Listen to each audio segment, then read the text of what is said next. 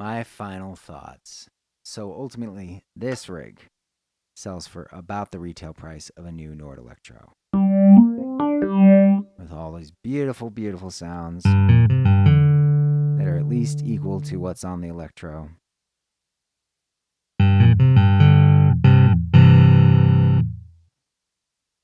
And sometimes better in the case of the B3. You're getting way more. More drawbars, more keys, but you have to do a lot more homework, and there will indeed be menu diving. You will never be free of the menu diving. Few major advantages here. I've gone through a lot of them, but again, I love the little touches. The Percussion Paradise mod to the B3, the mute slider on the clav, the way the clav detunes a little on really high velocity hits. This is, I don't know, that's very cool to me. The incredibly different and cool 8 tones on the Rhodes, which reflects how individual each Rhodes really is. Gemini is exhaustive in parameters. It's clear that the Crewmar guys are big vintage keyboard geeks. The B3 is gorgeous. Gorgeous. Gorgeous. Let's just hear just a second of that here.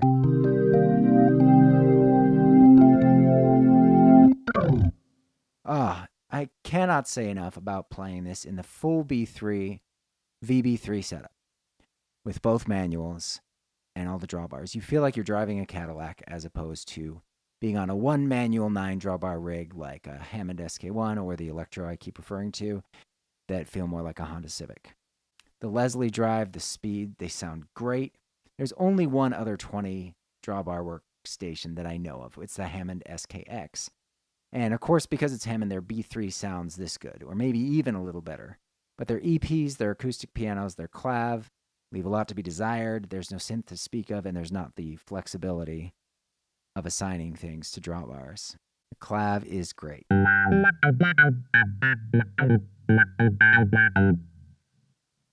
It's great to see that there's a company not skimping on the clav. I wish that keyboard geeks got more love for clavinet all around.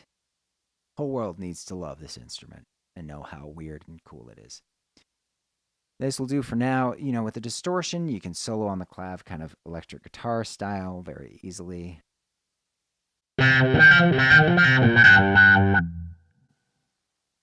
Loud.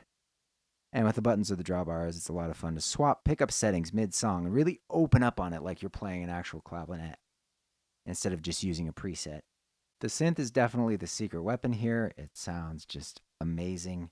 To my ear, it's within about 10-15% of an actual analog synth. And having had just an Electro 3, I can't speak to the new Electros. I can't speak to the Hammonds, but as far as I know, there's not as many parameters you can assign to the synth unless you go $1,000, $2,000 up and get a flagship model. If you have to menu dive, the Gemini editor isn't bad, really. You keep it on the presets screen, hit store after each major change. I'm thinking of dropping like $50 on a refurbished iPad, something very basic, just to be my touchscreen for this gizmo because my phone's too loaded with other stuff. You need to change your sleep settings, of course, so it stays on and you can push the button when you make a lot of changes on the fly. That'll be something I talk about in drawbacks. However, the Gemini editor, despite the fact that it doesn't look slick, despite the fact it's on an IP in a browser instead of an app, is really quite effective and really quite self-explanatory, and you will get it within minutes. Drawbacks. So overall, as much fun as it is to create the setup, solve the puzzle, this is really a few potentiometers and buttons short of what you need. It needs more function buttons, so you can have octave and sustain toggle at once. Also really needs a dedicated effects section. So you can't also account for all the amp and effect parameters with what you have here. 6 potentiometers, 20 drawbars. You just can't. Not without screwing with the bass sounds that are also using those same drawbars. And of course, amp modeling is one of those really tricky things where it can sound really good through headphones, it can sound really bad live, and so adjusting the amp parameters is really important live with modeled amps. The biggest pain, though, and the thing that really gets me and might get me to sell this board even, is that I can't figure out a good way to save anything on the fly without opening the Gemini editor to hit store. Now, I know there's a mode called snapshots available, in which these left 7 buttons are snapshots, and each time you push one, you recall stuff that you've saved on the fly, drawbars, effects. But that means you would lose these as presets. You have to activate the PC numbers for somewhere else. So you'd move all your presets over here to the right, and then you'd save the edits to your presets here on the left. And if you look in the DMC editor, you can either have these 7 as snapshots. You can't just have one snapshot save button. You can either have these as snapshots or have them as PC or CC assignable. You can't do both. I don't know why the snapshots don't recall a PC number and the changes that have been made to it. And very weirdly, if you don't have snapshots enabled and you try pressing the snapshot button anyway, it will bork your next setup. It will move whatever you're trying to save into the next setup up. And I don't know what's up with that. They're incredibly frustrating so far for me to deal with. Now, I'm not saying that I can't figure out a way to do this. I have been trying. Right now, there's no way to save on the fly without me keeping my phone or a tablet open to the preset page in the Gemini editor so I can hit store. In general, the DMC editor really needs a major software update. Like I said, sustain an octave toggle, and if you could make it so there was an F3 function where you pushed both of these function buttons at the same time, that could help do it. Snapshots or saving on the fly, you should just find a way to recall PC numbers and changes you've made on the fly. But right now, given Krumar's focus on the 7 and the Mojo 61, I don't know if we're ever going to get the update that we need for the DMC editor.